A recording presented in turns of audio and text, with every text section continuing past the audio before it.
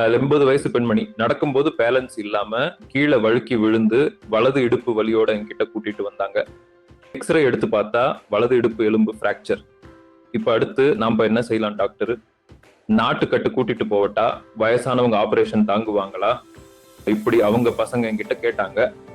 நானும் இடுப்பு எலும்பு பிராக்சர் ஆயிடுச்சுன்னா இடுப்பு சுத்தி எல்லாம் கட்டு போட முடியாது சார். திரும்பி இருக்கிற காலுக்கு ஷூ போட்டு நேர் பண்ணா கொஞ்சம் வலி குறையும். இருக்கிற பொசிஷன்ல எலும்பு முன்ன பின்ன கூடலாம். மொத்தம் 3 மாசம் ரெஸ்ட் எடுக்கணும். வயசுக்கு ஏத்த வலி மாத்திரை கொடுக்கலாம். ஆனா 3 மாசம் படுத்துட்டே இருந்தாங்கன்னா பெட் சோர், அதாவது படுக்க புண்ணு ஆழமா வரலாம்.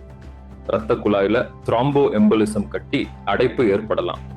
ஒண்ணுக்கு வெளிக்கு போக சிரமம் இருக்க வாய்ப்பு அதிகம் இருக்கலாம்னு சொன்னேன். ஒருவேளை இதய டாக்டர் டெஸ்ட் பண்ணிட்டு அம்மா உடம்பு பிட்டா இருக்குன்னு சொன்னா உடனே ஆபரேஷன் பண்ணி அடுத்த நாளே நடக்க வச்சாலே வியாதி கண்ட்ரோல் பண்ணி அவங்கள சரி பண்ணலாம்னு சொல்லி அவங்களும் ஒத்துக்கிட்டாங்க. ப்ராப்பர் புரோட்டோகால் ஃபாலோ பண்ணி ஆபரேஷன் செஞ்சு அடுத்த நாளே நடக்க வச்சுட்டோம். இன்னைக்கு 5வது நாள் வீட்டுக்கு போக தயாராயிட்டாங்க. சோ நான் என்ன சொல்ல வரேன்னா, வயசான பெரியவங்க இடுப்பு எலும்பு பிராக்சர் ஆயிடுச்சுன்னா பயப்படாம எவ்வளவு சீக்கிரம் அவங்கள நடக்க வைக்கிறோமோ அவ்வளவு சீக்கிரம் குணமாயிடுவாங்க.